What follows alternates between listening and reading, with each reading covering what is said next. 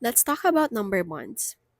Number bonds is one of the strategies that we always use. It can be used as early as kinder up until grade 6 or even beyond that. It is also used in different operations: addition, subtraction, multiplication, and division. And it is also used as a strategy to do mental mathematics. So number bonds is represented by these three circles, which represent part and whole. These two circles here, the numbers that you will see there is always smaller than the number that you will see here. So let's give an example. 2 and 2 make, so combining these two together, 2 and 2 make 4. Alright, another one. 4 and 2, let's count on. So 1, 2, 3, 4, 5, 6. 4 and 2 make 6. Alright, so let's do another example. 1, 2, 3, 4, 5, 6. 1, 2, 3. Okay, so let's count on together. We have 1, 2, 3, 4, 5, 6, 7, 8, 9. So 6 and 3 make 9. So 9, and then one part is missing. We have here 5.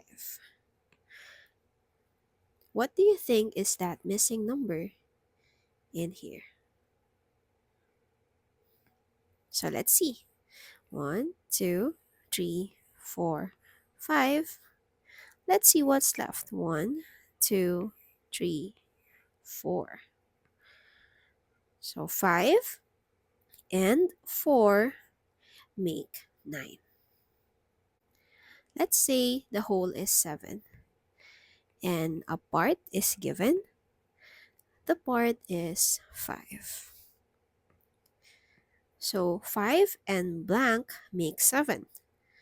Let's find out. 1, 2, 3, 4, 5. So I am left with 2.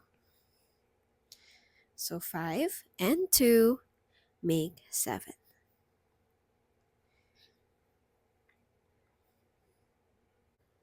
Okay. So counting on 5 and then 1, 2, 3, 4, 5 also here. So if I count all of these together, I will get 10. What if I have 6 here and then 3 here? So 1, 2, 3, 4, 5, 6, 7, 8, 9. So that will be my total 9. So I have here 7, and what I have here on the side is already 4. So what's missing? So let's count on 4, 5, 6, 7. So the missing number in our number bond is 3. Okay, so that's it for number bonds.